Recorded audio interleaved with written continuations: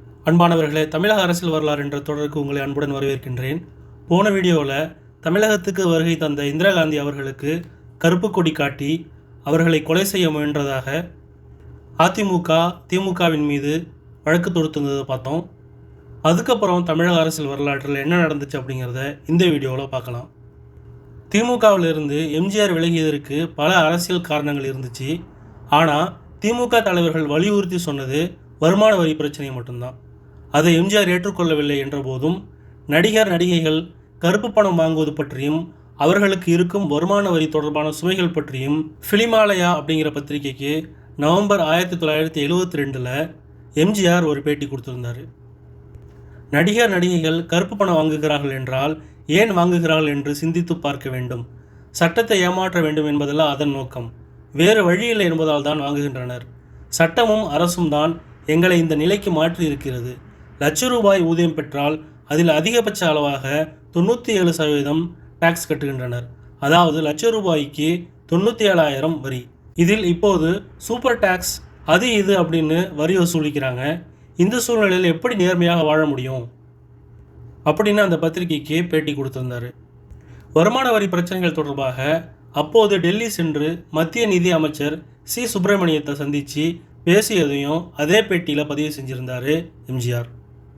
ஆக வருமான வரி தொடர்பான சிக்கல்கள் திமுகவில் இருந்தபோதும் இருந்துச்சு, அதன் பிறகும் நீடிச்சிச்சு.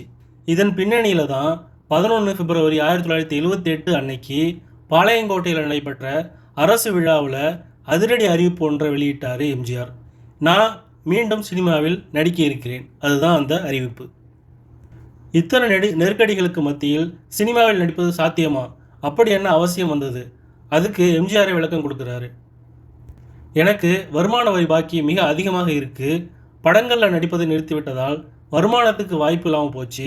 முதலமைச்சர் பதவிக்கு கிடைக்கும் சம்பளத்தை கொண்டு வருமான வரியை அடைப்பது சாத்தியமில்லை.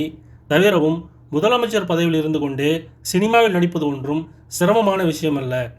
மேற்கு வங்க முதலமைச்சராக இருந்த PC ராய் பிரபலமான மருத்துவர். முதல்வர் பதவியில் இருந்து கொண்டே மருத்துவராகவும் சிறப்பாகவும் செயல்பட்டார். அவரையே முன்னுதாரணமாக கொண்டு நான் செயல்பட போகிறேன் அப்படின்னு சொன்னார் எம்ஜிஆர். எம்ஜிஆருடைய இந்த அறிவிப்புக்கு பலத்த எதிர்ப்பு கிளம்பியது. குறிப்பாக இந்திய கம்யூனிஸ்ட் கட்சியுடைய மூத்த தலைவர் கல்யாணசுந்தரம் கடுமையான எதிர்ப்பை தெரிவித்தார். திமுகவில் இருந்தபடியே சினிமாவில் நடித்து வந்த எம்ஜிஆர் திடீர்னு புதிய கட்சி தொடங்கியதில் கல்யாணசுந்தரம் அவங்களுக்கும் மிகப்பெரிய பங்கு இருந்துச்சு. இப்போது காலம் மாறிடுச்சு, கூட்டணியும் மாறிடுச்சு, மீண்டும் நடிக்கிறேன் அப்படின்னு எம்ஜிஆர் சொன்னதும் அதே கல்யாணசுந்தரம் தான் போர்க்குடி உயர்த்தினார். பதவியில் இருந்து கொண்டே நடித்தால் அதிகாரத்தை தவறாக பயன்படுத்தும் நிலை ஏற்படும் என்பது அவர் விடுத்த எச்சரிக்கை.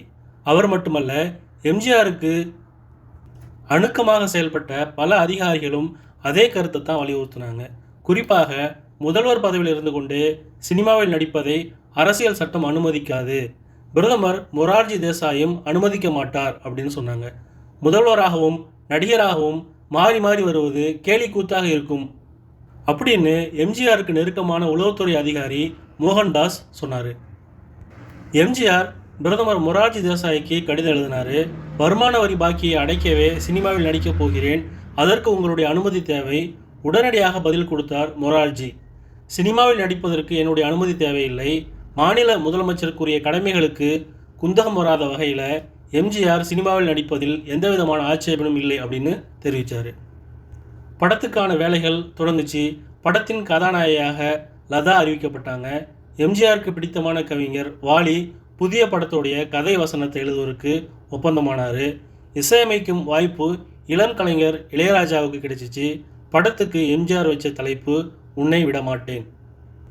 ஏறக்குறைய இதே சமயத்தில் தான் கருணாநிதியின் வசனத்தில் நெஞ்சுக்கு நீதி அப்படிங்கிற புதிய படத்துக்கான வேலைகளும் தொடங்கி இருந்துச்சு. ஆக அரசியல் களத்தில் மோதி வரும் எம்ஜிஆரும் கலைஞர் கருணாநிதியும் கலைத்துறையிலையும் மோதிக்கொள்ள தயாராகிட்டாங்க அப்படிங்கிற சந்தேகப்படும் அளவுக்கு தன்னுடைய புதிய படத்துக்கு தலைப்பு வச்சிருந்தார் எம்ஜிஆர். படத்துடைய தொடக்க விழாவுக்கு தலைமை தாங்கியவர் அவை முன்னவரும் நிதி அமைச்சருமான நாஞ்சில் மனோகரன். உண்மையை சொல்லணும் அப்படின்னா படத்துடைய தொடக்க விழாவுக்கு தலைமை தாங்க இருந்தவர் தமிழக ஆளுநர் பிரபுதாஸ் பட்வாரி. பிரபுதாஸ் பட்வாரி தலைமை தாங்குறாருங்கிற அறிவிப்பு வெளியான உடனே காங்கிரஸ் தலைவருடைய மூத்த தலைவர்களில் ஒருவரான ஓவி அழகேசன் ஆளுநர் பட்வாரிக்கு ஒரு கடிதம் எழுதினார். மாநிலத்தில் விவசாயிகள் பிரச்சனை உச்சத்தில் இருக்குது. இந்த சூழ்நிலையில் எம்ஜிஆர் சினிமாவில் நடிப்பதும் அதற்கான விழாவுக்கு ஆளுநர் தலைமை வகிப்பதும் தமிழக மக்களின் வேதனையை கேலி செய்வதற்கு ஒப்பானதாகும் அப்படின்னு தபால் எழுதினார். அதன் காரணமாகவே ஆளுநர் பட்வாரி தலைமை தாங்காமல் நாஞ்சில் மனோகரன் பட விழாவுக்கு தலைமை தாங்கினார்.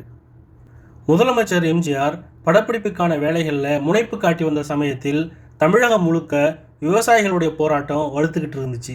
மின்சாரத்துக்கான கட்டண தொகையை குறைப்பது, விவசாயிகளுக்கு வழங்கப்பட்ட கடனை வசூல் செய்யும் நடவடிக்கைகளில் குறிப்பிட்ட காலத்துக்கு வரி பாக்கி செலுத்தாதவர்களுடைய சொத்துக்களை ஜப்தி செய்யாமல் இருப்பது என்பது உள்ளிட்ட கோரிக்கைகளை வலியுறுத்தி தமிழக விவசாய சங்கத்தினர் மாநிலம் தழுவிய போராட்டத்தில் ஈடுபட்டிருந்தாங்க.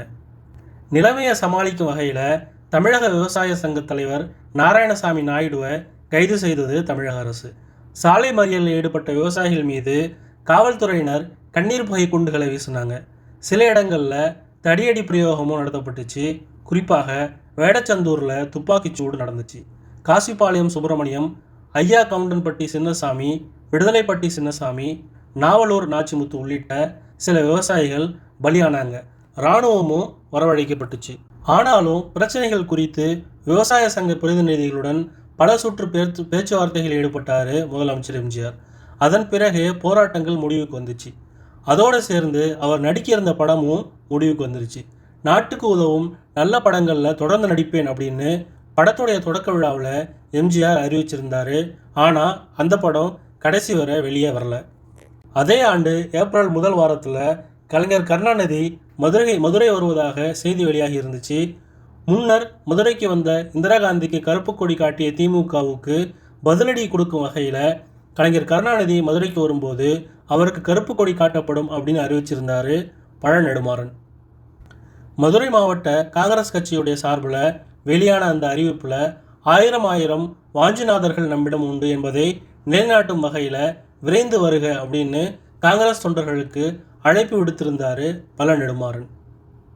கருப்பு கொடி ஆர்ப்பாட்டம் கலகங்களை உருவாக்கும், அது கலவரங்களுக்கு வழிவகுக்கும் என்ற கருத்து காங்கிரஸ் கட்சிக்குள்ளேயே எழுந்துச்சு. பிரச்சனையுடைய தீவிரத்தை உணர்ந்த காங்கிரஸ் தலைவர் கருப்பையா மூப்பனார் உடனடியாக பழநெடுமாறனுக்கு தந்தி ஒன்றை அனுப்பினார். அந்த தந்தியில் கருணாநிதிக்கு எதிரான கருப்பு கொடி ஆர்ப்பாட்டம் தேவையில்லை அப்படின்னு குறிப்பிட்டிருந்தார். கட்சி தலைமையுடைய அறிவுரைக்கு பின்னரும் கூட ஆர்ப்பாட்டம் நடத்தும் முடிவில் எந்த விதமான மாற்றமும் இல்லை அப்படின்னு திட்டவட்டமாக அறிவித்தார் நெடுமாறன். அதன்படியே மதுரைக்கு வந்த கலைஞர் கருணாநிதிக்கு கருப்பு கொடி காட்ட ஏராளமான காங்கிரஸ் தொண்டர்களுடைய கையில் கருப்பு கொடி சகிதம் ஊர்வலமாக வந்தாங்க. அவர்கள் அனைவரையும் காவல்துறையினர் உடனடியாக கைது செஞ்சாங்க. அதன் பிறகு நடந்த கூட்டத்தில் கலைஞர் கருணாநிதி கலந்து கொண்டார். கருணாநிதிக்கு எதிரான கருப்பு கொடி போராட்டத்தில் ஆயிரம் வாஞ்சிநாதர்கள் கலந்து கொள்வார்கள் என்று பழநெடுமாறன் கூறியிருந்தார் அல்லவா. அதுக்கு பதிலளிக்கும் வகையில் பேசிய திமுகவுடைய இளம் தலைவர் ஒருவர் நெல்லை மாவட்டத்திலிருந்து ஆயிரக்கணக்கான வாஞ்சிநாதன்கள் வந்திருக்கிறோம் அப்படின்னு ஆவேசத்தோடு பேசினார். அந்த இளம் தலைவருடைய பெயர் தான் வை கோபால்சாமி என்கிற வைகோ. இதுக்கப்புறம் தமிழக அரசியல் வரலாற்றில் என்ன நடந்துச்சு அப்படிங்கிறத அடுத்த வீடியோவில் பார்க்கலாம். நன்றி, வாழ்த்துக்கள்.